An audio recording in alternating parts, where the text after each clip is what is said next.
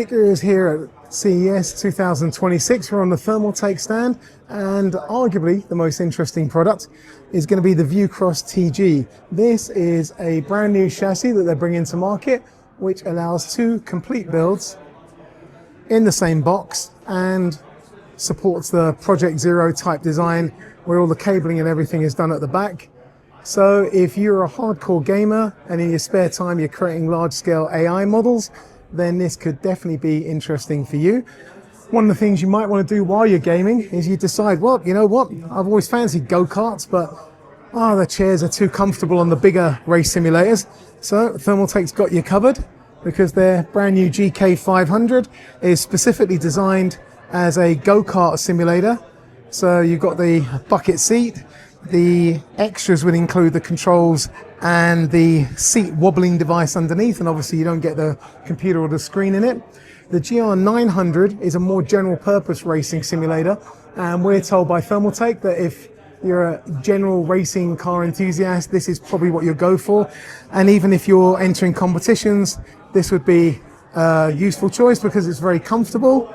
And at the high end, the GR700 racing simulator is a hardcore race car inspired design, direct drive, belt drive ready, wheels and such. So this is your pro experience at the high end.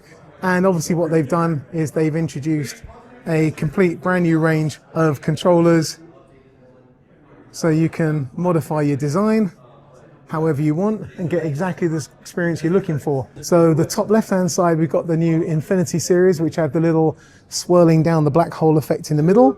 Then you can have the swirling down the black hole effect in the middle with a unified side panel. And then you've got ones that incorporate multiple different ARGB tricks at the same time. And then you've got the Ultrafan 120EX RGB, which does away with the simple one click to the side and instead adds in a series of LCD screens so you can watch cartoon characters go floating by. And that's the kind of thing you'd probably want to integrate into a system based on the Minikube 360 Ultra ARGB Sync liquid cooler, which now comes with a complete family of products. So you can basically get the entire internals of the system to match. Thermaltake's been investing in a variety of software and AI solutions in recent years, and one of them that's come to fruition is AI Forge. So if you've got yourself a snazzy Thermaltake cooler inside your system, then you can come on here, you can put a natural language description into the box, and we tried it earlier, it works very well. You put natural language description in, hit a button, a few seconds later, automatically onto the front of your cooler, your design pops. And you don't have to be an expert to do it. Also on the chassis side of things, we've got the Core PX series. So at the moment, this is at the engineering sample stage. So what they're doing is creating very large, open, easy access, plenty of glass units. This one's in black, but this one will be in a special color scheme, which we're probably going to see closer to production by Computex, where they've actually used wood trim on the inside. And I should have mentioned on the fans earlier that the fans now have wood trim options that you can clip on to get your design more unified than ever before.